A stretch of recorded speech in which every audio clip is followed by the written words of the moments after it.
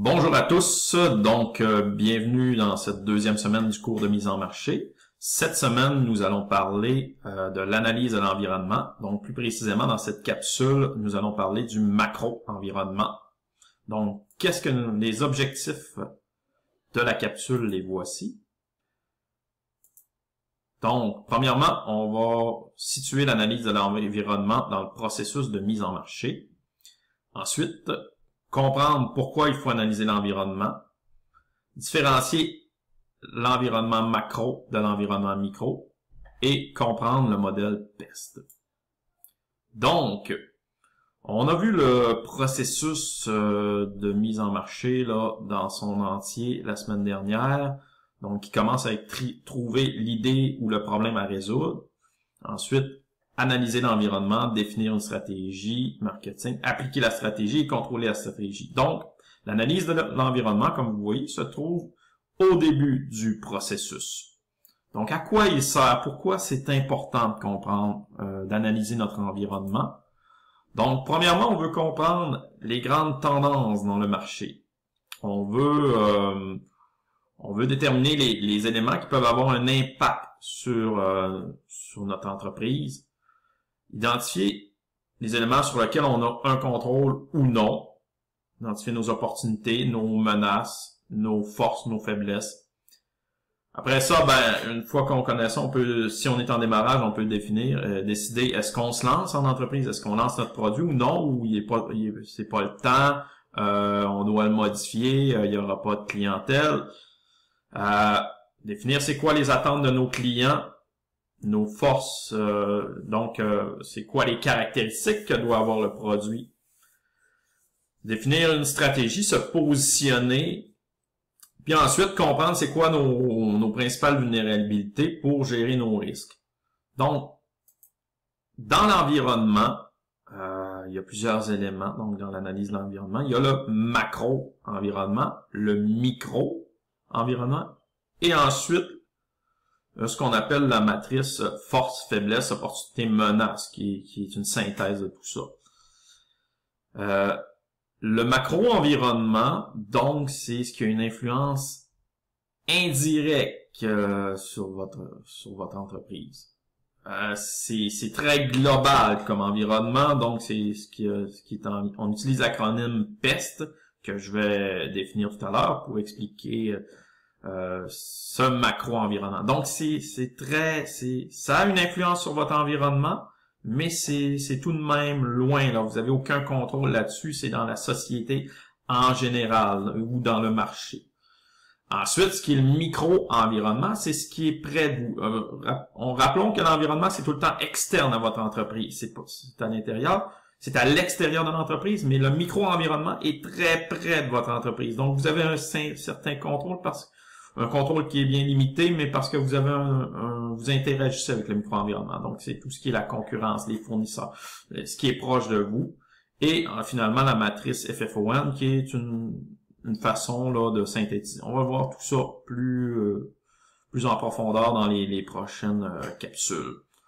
Donc, si je parle du macro-environnement, qui est le but de cette capsule, on utilise l'acronyme PEST, qui nous permet d'identifier chacun des catégories du macro-environnement. Donc, il y a le P pour politico-juridique, E pour économique, S pour socio-démographique, T pour technologique et E pour écologique. On va le voir plus en profondeur, chacun de ces éléments-là. Donc, pour ce qui est de l'environnement politico-juridique, donc c'est tout, par exemple, quelle loi s'applique à mon entreprise? Est-ce que les lois peuvent changer? Les politiques gouvernementales qui peuvent avoir une influence? Par exemple, y a-t-il des nouveaux programmes d'aide aux petits producteurs? Les lois sur les produits alimentaires, est-ce que ces lois-là sont contraignantes? Est-ce que ces lois-là sont appelées à changer? Des tendances politiques, par exemple, si on parle, vous suivez l'actualité, on parle d'austérité, est-ce qu'il peut y avoir des coupures dans certains programmes? Ça peut avoir un impact sur mes clients, sur mes fournisseurs, sur moi? Donc, c'est l'environnement politico-juridique. Ensuite, il y a ce qu'on appelle l'environnement économique. Donc, Quelle est la conjoncture économique actuelle? Est-ce qu'on est en récession? Est-ce qu'on est en croissance? Est-ce qu'on est en stagnation? Ça peut avoir beaucoup d'importance sur mes commandes de produits. C'est quoi les principales prévisions économiques à court terme? Comment ils vont évaluer le pouvoir d'achat de mes clients? Donc, est-ce qu'ils vont être capables d'acheter mes produits? Est-ce qu'il y a trop d'inflation? Est-ce qu'ils vont perdre leur emploi? Donc, c'est des questions à se poser. Maintenant, la structure économique de mon pays, de ma région, est-ce qu'il y a des grandes entreprises? Est-ce qu'il y a les infrastructures nécessaires pour mon développement de mon entreprise? Est-ce que je peux avoir une main-d'œuvre de qualité? Est-ce qu'il y a des possibilités de distribution de mes produits? Tout ça. Maintenant, l'environnement socio-démographique, c'est tout ce qui a rapport avec la démographie, donc l'âge et le sexe des personnes qui composent la société, les grandes tendances dans la société, le changement des valeurs, tout ça. Donc, c'est quoi les grandes tendances démographiques? On parle souvent, par exemple, qu'on est dans un vieillissement de la population, on peut parler d'exode des régions, tout ça c'est des grandes tendances démographiques. C'est quoi les valeurs? Est-ce que ça a une influence, par exemple? Est-ce que les gens ont tendance à changer leurs habitudes pour chercher des produits plus écologiques, des produits plus locaux?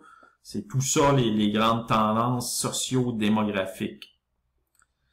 Ensuite, l'environnement technologique. Comment l'évolution de la technologie peut influencer? Est-ce que ça peut influencer mes ventes?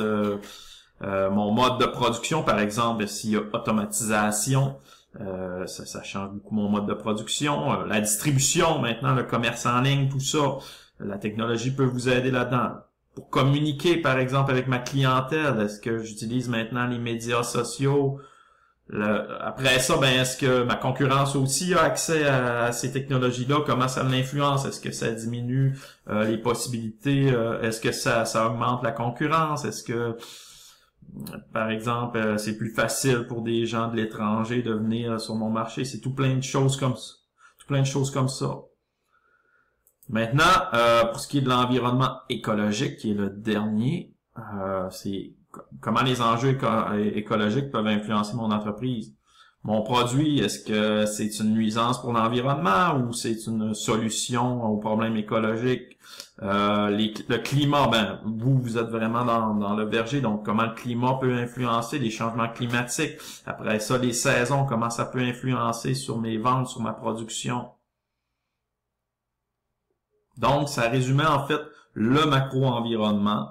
Ce qu'on se souvient, c'est que le macro-environnement, c'est tous les éléments qui sont externes à vous, qui sont dans l'ensemble de la société, les grandes tendances, comment elles peuvent influencer votre entreprise, vos objectifs.